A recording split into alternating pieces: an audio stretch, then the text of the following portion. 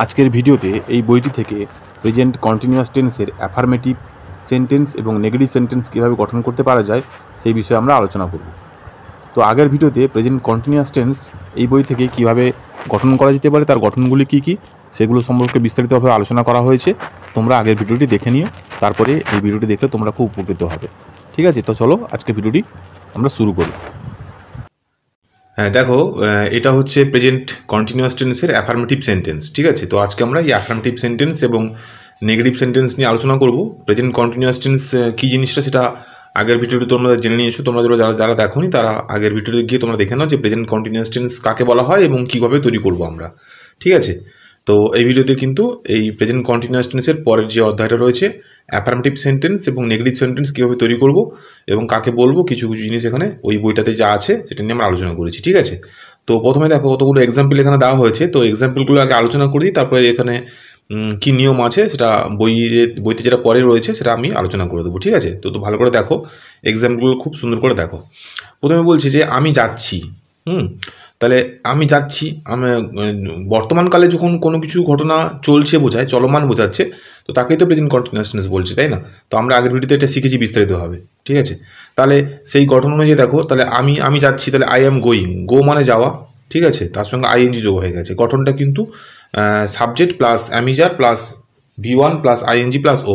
ঠিক আছে, তো এই গঠনটা আগের ভিডিওতেও আলোচনা করা হয়েছে, তো তোমরা দেখে নিয়ে খাতাতে লিখে নিও নিয়মটা, গঠনটা। ঠিক আছে, দিলে তোমাদের এই কন্টিনিউয়াস যে অ্যাফার্মেটিভ সেন্টেন্সগুলো এগুলো করতে তোমাদের খুব সুবিধা হবে। ঠিক আছে, তারপর দেখো তোমরা খাচ্ছ, তাহলে ইউ আর ইটিং, খাওয়া মানে খাওয়া হচ্ছে ইট, তার সঙ্গে আইএনজি যোগ হয়ে গেছে নিয়ম অনুযায়ী, আর ইউর পরে তো আর বসে। ঠিক আছে, তাহলে ইউ আর ইটিং। আচ্ছা, শিশুগুলি দুধ খাচ্ছে, তার যা চিলড্রেন যেহেতু শিশুগুলি বোঝানো হয়েছে তাহলে এখানে কিন্তু চিলড্রেন হয়েছে, আর চিলড্রেন হয়েছে মানেই তার যেহেতু এটা প্লুরাল ফর্ম, অর্থাৎ একাধিক ছেলেমেয়েকে বোঝাচ্ছে, শিশুকে বোঝাচ্ছে, তাহলে সেই জন্য কিন্তু এখানে আরটা হয়েছে। যদি এখানে চাইল্ড থাকতো তাহলে কিন্তু এখানে ইজ হতো। ঠিক আছে, বুঝতে পারলে? সাবজেক্ট যা থাকবে সেই অনুযায়ী কিন্তু এইখানে বি ভার্বটা সেই রকমভাবে বসবে। সাবজেক্ট যদি সিঙ্গুলার বোঝায় তাহলে সিঙ্গুলার বি ভার্ব বসবে, অর্থাৎ অ্যাম কিংবা ইজ বসবে। আর যদি প্লুরাল বি ভার্ব থাকে, প্লুরাল সাবজেক্ট থাকে, তাহলে কিন্তু এখানে প্লুরাল বি ভার্ব বসবে, অর্থাৎ আর বসবে। তাই এখানে আর বসছে। তাহলে the children are drinking milk. ঠিক আছে, তাহলে ড্রিঙ্ক মানে পান করা। ঠিক আছে, আশা করি বুঝতে পারছো। তোমরা কর্তব্য করছো, তাহলে কর্তব্য করা ইংরেজি কোনটা? ডিউটি। ঠিক আছে, তাহলে you are doing your duty. তোমরা কিছু বলছো, you are saying something. Something মানে কিছু, সে মানে বলা, তাহলে সে সঙ্গে আইএনজি যোগ হয়ে গেছে, ইউ আর সেইং সামথিং। শিশুগুলি ঘুড়ি ওড়াচ্ছে, the children are flying kites. তাহলে ফ্লাইং মানে ওড়ানো, কাইটস মানে ঘুড়ি। ঠিক আছে।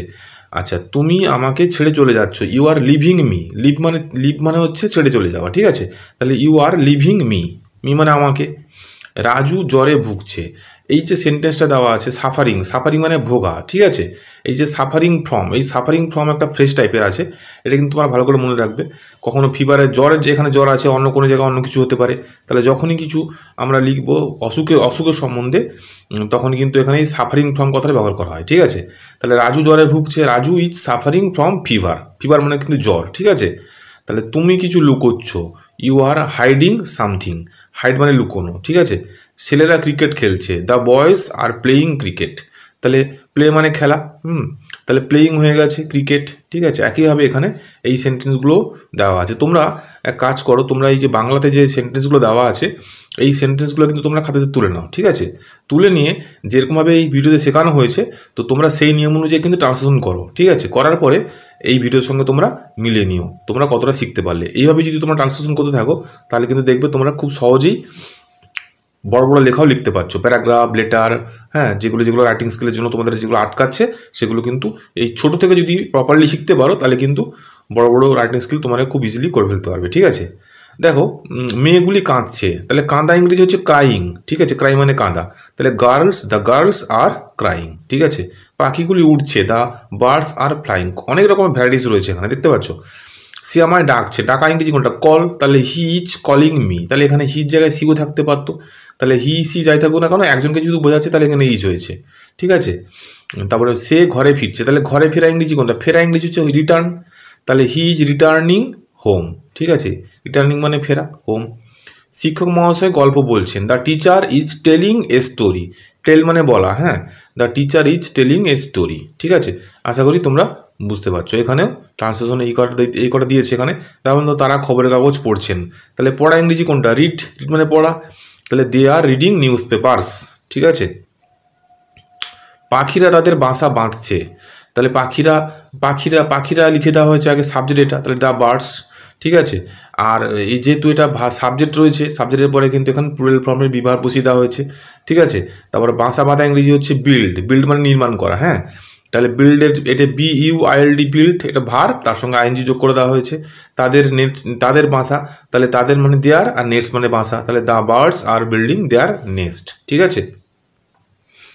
এবারে দেখো আরও দুটো দিয়ে দেওয়া হয়েছে এখানে, ছাত্ররা তাদের পড়া তৈরি করছে। The students are preparing, preparing মানে তৈরি করা, হ্যাঁ প্রস্তুত করা আর কি। ঠিক আছে। দে আর লেসন্স, লেসন্স মানে হচ্ছে পড়া। আচ্ছা, আমার দাদু এখন রামায়ণ পড়ছেন, তাহলে my grandfather is now reading the Ramayana. ঠিক আছে। নাও মানে এখন। তাহলে আশা করি তোমরা ট্রান্সলেশনগুলো সম্বন্ধে বুঝতে পারলে এবং কীভাবে কী করা হয়েছে সেটা তোমরা জানতে পারলে। ঠিক আছে। নোটে এখানে দেখো কী দেওয়া আছে, যদি মূল ভার্বটির শেষে ই থাকে, মূল ভার্ব, তাহলে মূল ভার্ব কোনটা? এই যে এইগুলো হচ্ছে প্রিপেয়ারিং, রিডিং, এই যে বি ভার্ব যেগুলো, তার পাশেই হচ্ছে মূল ভার্ব। ঠিক আছে। তাহলে মূল ভার্বের শেষে ই থাকে, তাহলে ING যোগের সময় ওই ই বাদ যায়। যেমন কাম আছে, তাহলে কামটা হচ্ছে শেষে কোনটা? ই আছে, তাহলে যখন আমরা এর সঙ্গে ING লাগাবো তখন কিন্তু ই কিন্তু উঠে যাবে। ঠিক আছে। তাহলে কী হয়েছে? COMING। যেমন ধরো বাইট, বাইটটা যখন আমরা ING লাগাচ্ছি তাহলে ইটা কিন্তু উঠে যাচ্ছে। রাইস, RISE, রাইস, রাইসটা যখন আমরা ING লাগাচ্ছি তখন কিন্তু ইটা উঠে যাচ্ছে। তাহলে এটা একটা ছোটোখাটো বুঝতে পারলে জিনিস, যে সমস্ত ভার্বের শেষে ই থাকবে সেটা ইটা উঠে গিয়ে ING যোগ হয়ে যাবে যখন আমরা ING নিয়ম অনুযায়ী লাগাবো। আবার অনেক ভার্বের শেষে কনসোনেন্ট এর দ্বিত হয়, দ্বিত মানে ডবল হয়ে যেতে পারে। হ্যাঁ, যেমন ধরো সুইম আছে, তাহলে সুইমটা এমটা কনসোনেন্ট, তাই তো? তাহলে দেখো এখানে যখন আমরা ING লাগাচ্ছি এই নিয়ম অনুযায়ী, প্রেজেন্ট কন্টিনিউয়াস টেন্সের নিয়ম অনুযায়ী, তখন কিন্তু এই IMটা আবার ডবল হয়ে যাবে। ঠিক আছে। এগুলো কিছু কিছু ক্ষেত্রে তোমাদের শিখতে হবে, এগুলো প্র্যাকটিসের উপর নির্ভরশীল, যত বেশি শিখবে তত বেশি জানতে পারবে। ঠিক আছে।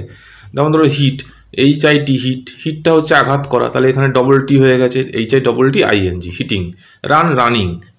কাট, কাটিং। পুট, পুটিং ইত্যাদি। ঠিক আছে। আচ্ছা, এবারে এতক্ষণ তোমরা যা শিখলে সেটা কিন্তু একটা ছকের আকারে এখানে করে দেওয়া হয়েছে, তো ছকটা ভালো করে দেখো। বলছে কি, প্রেজেন্ট কন্টিনিউয়াস টেন্সের সূচক বাক্য গঠন রীতি, প্রথমে সাবজেক্ট বসবে, তারপরে পার্সন অনুযায়ী অ্যাম, ইজ বা আর বসবে, যেটাকে বি ভার্ব বলা হচ্ছে, তারপরে মূল ভার্বের শেষে ING যোগ হবে, তারপরে অবজেক্ট হবে। একটা সেন্টেন্স এখানে কতগুলো দেওয়া আছে ছকের সাহায্যে, সেইটা কিন্তু বুঝিয়ে দেওয়া হয়েছে। তাহলে সাবজেক্ট প্রথমে, I am going, you are doing your duty, they are reading newspapers, the birds are building their nest. ঠিক আছে। এ কোনটা কি সেভাবে কিন্তু এখানে তোমরা যেটা শিখলে সেখানে বলে দেওয়া হয়েছে, আশা করি তোমরা বুঝতে পারলে। এরপরে দেখো নেগেটিভ সেন্টেন্স। নেগেটিভ সেন্টেন্স মানে হচ্ছে না বাচক, তাহলে আমরা তখন যেটা শিখলাম সেটা বাচক, অর্থাৎ সেখানে কিন্তু কোনো না নেই। হ্যাঁ, এবারে যখন আমরা না বাচক লেখাবো তাহলে কিন্তু একটা নট অবশ্যই লাগাবো, তাহলে নট লাগাবো কোথাও কোথাও নো লাগাবো। ঠিক আছে। তাহলে কোথায় নট লাগাবো কোথায় নো লাগাবো দেখো। আচ্ছা, এখানে বলছে তুমি স্কুলে যাচ্ছ না, তাহলে you are not going to school, তাহলে দেখতে পাচ্ছ এখানে নটটা লেগেছে কোথায়? না বি ভার্বের পরে এবং মূল ভার্বের আগে। তাহলে মূল ভার্ব হচ্ছে কোনটা? এটা গোয়িংটা হচ্ছে মূল ভার্ব, তার আগে বসছে নট, এবং বি ভার্বটা কোনটা? এটা হচ্ছে আর, অর্থাৎ সাবজেক্ট, তারপরে হচ্ছে বি ভার্ব, তারপরে নট বসছে। তাহলে বি ভার্ব এবং মূল ভার্বের মাঝখানে কিন্তু নট বসে গেছে। তাহলে you are not going to school. আমি পড়ছি না, তাহলে আই অ্যাম নট রিডিং। ঠিক আছে। সে ফুটবল খেলছে না, হি ইজ নট প্লেয়িং ফুটবল। ঠিক আছে। সে আমায় ডাকছে না, হি ইজ নট কলিং মি। ঠিক আছে। আমরা ভাত খাচ্ছি না, we are not taking rice. দেখো সবগুলো ক্ষেত্রে কিন্তু বি ভার্বের পরেই নট বসছে এবং বি ভার্বের পরে এবং মূল ভার্বের আগেই বসে গেছে। ঠিক আছে। আচ্ছা, তারপরে দেখো এখানে দিয়েছে বালকটি সত্য কথা বলছে না, তাহলে the boy is not telling the truth. ঠিক আছে।